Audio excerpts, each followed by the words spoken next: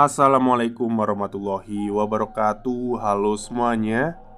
Jumpa lagi dengan saya Chow Sing Sing, kurator dari podcast Horror Net Story. Halo, apa kabar semuanya? Semoga kalian semua sehat-sehat ya. Dan seperti biasanya, pada siang hari ini saya kembali dan akan menghadirkan sebuah kisah mistis untuk kalian semua.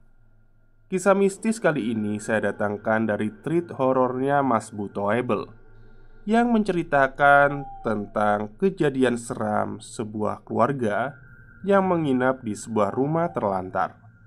Oke, daripada kita berlama-lama, mari kita simak ceritanya.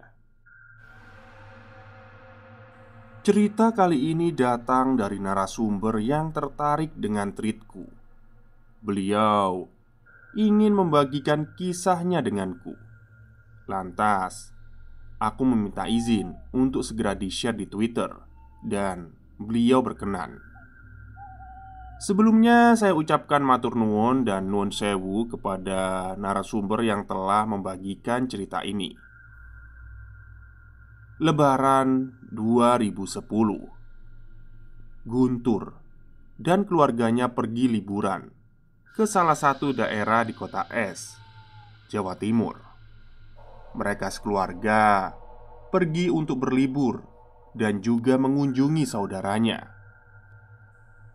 Guntur dan keluarganya pergi dengan banyak membawa barang, sekaligus oleh-oleh untuk sanak saudara di sana. "Ye, akhirnya liburan," adiknya berkata kepada ibunya. "Nanti kalau udah sampai harus jaga sikap lo ya. Jangan lupa sholatnya," ujar ibunya. Perjalanan yang mereka tempuh cukup lama. Mereka banyak melakukan pemberhentian untuk makan, melihat pemandangan, dan berfotoria. Perjalanan yang mereka tempuh pun tak terasa sudah memakan waktu cukup lama. Dan mereka pun akhirnya sampai di tempat yang dituju. Saat sampai di lokasi, mereka langsung berkunjung ke rumah saudara yang terletak tak jauh dari destinasi wisata yang ingin mereka kunjungi. Tapi dikarenakan kondisi rumah yang tak memungkinkan untuk ditempati dengan anggota keluarganya yang cukup banyak, lalu mereka diarahkan ke salah satu rumah yang terletak di dekat rumah saudaranya berada.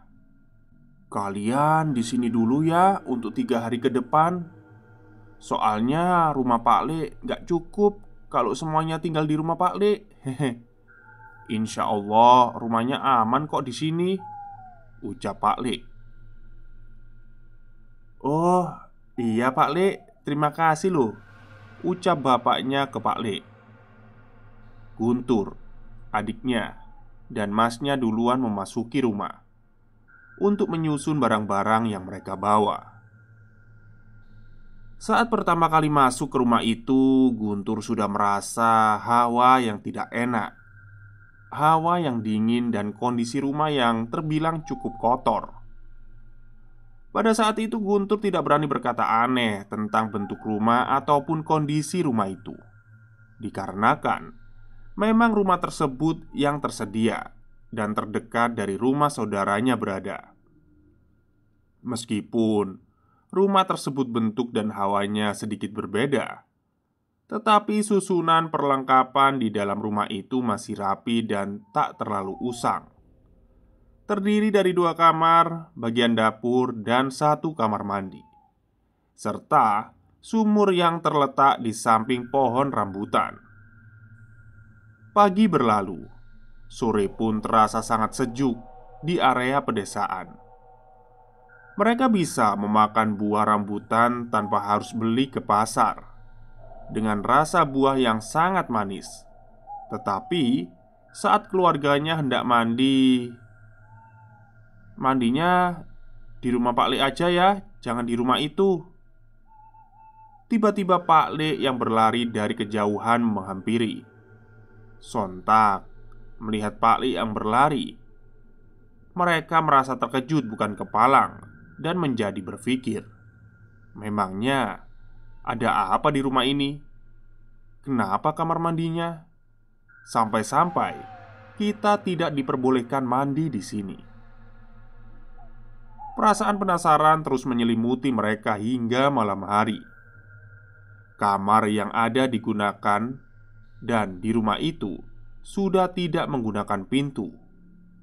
Jadi mereka memutuskan untuk tidur di bagian ruang tamu dengan menggunakan tikar dan tidur bersama-sama.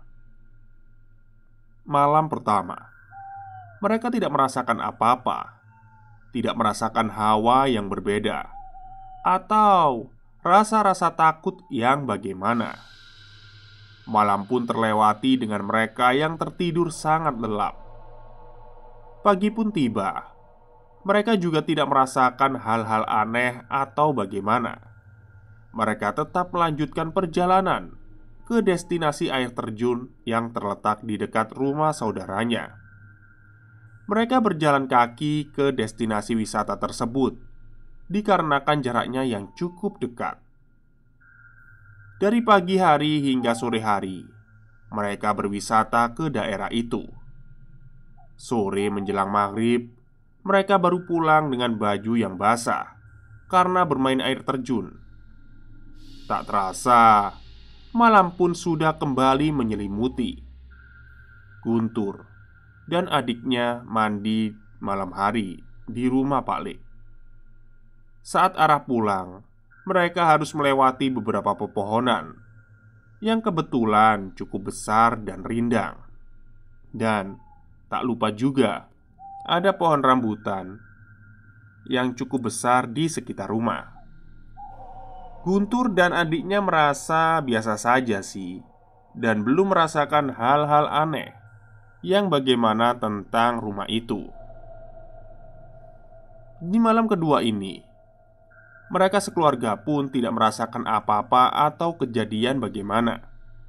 Mereka tetap tidur dengan posisi yang sama. Posisi mereka tidur adalah masnya paling depan pintu, ibunya tidur pas di depan pintu kamar kosong yang tak berpintu itu, Guntur, adiknya lalu bapaknya. Alhamdulillah, di malam kedua ini mereka tidak merasakan kejadian yang menyeramkan atau yang aneh lah. Nah, di hari ketiga, hari terakhir, dari pagi hingga sore hari mereka melakukan makan bersama dengan Pak Le. Rumah Pak Le terletak di daerah rel kereta api yang pada saat itu masih beroperasi dengan baik. Terdapat pohon ceri di sana dan juga tumpukan padi yang sudah tinggi. Hal ini menambah suasana pedesaan yang sangat sejuk dan asri, yang membuat siapapun berhak tinggal di dalamnya. Siang hari, saat mereka makan bersama, Pak Lik pun bercerita mengapa mereka tidak boleh mandi di kamar mandi ataupun sumur yang ada di rumah itu. Jadi, sebenarnya kenapa sih Pak Lik larang kalian mandi di sana? Dulu itu ada pasangan pengantin baru, terus tinggal di rumah itu. Orangnya baik, suka bagi-bagi makanan, suka bantu-bantu kegiatan yang ada di desa ini. Pohon-pohon rambutan ini sebetulnya juga milik mereka. Mereka kebetulan merantau di sini.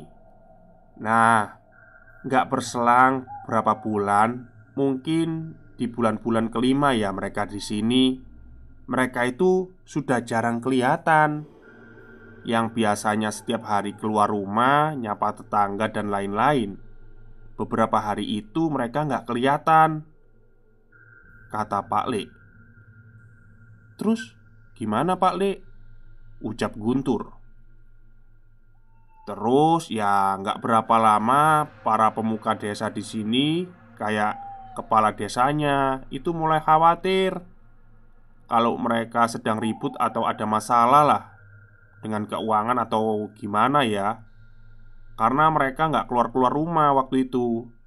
Terus juga kata Simbok yang paling belakang rumah itu, dia itu mencium bau-bau kurang enak dari rumah itu, kayak bau bangkai. Nah, masyarakat di sini semua ngira ya mereka dimaling atau gimana kan. Akhirnya karena memang sudah kebingungan dan panik sama bau busuknya, kepala desa manggil mereka semua, masyarakat-masyarakat sekitar, buat buka pintu rumah itu. Dan ternyata pas didobrak, dua pengantin muda itu kondisinya udah nggak bernyawa, dengan luka di leher, ucap Pak Le. Mereka sekeluarga sontak merasa terkejut dengan ucapan Pak Le. Duh, kalau Pak Le tahu kejadian itu, kenapa mereka disuruh tidur di sana, Pak Le? Ayo kita beres-beres barang kita, ujar bapak sambil ingin bergegas beberes barang-barang. Tenang dulu kamu. Sebelum kalian masuk ke dalam rumah itu, Pak Le dan beberapa pemuka agama di sini sudah mendoakan rumah itu, sudah meminta izin dengan baik. Tetapi dengan syarat kalian tidak boleh mandi dan buang hajat di rumah itu. Karena kata mbok belakang rumah itu, mereka itu sering berada di sumur. Jadi mereka kayak pengantin muda yang baru nikah, nyuci baju, tarik timba air.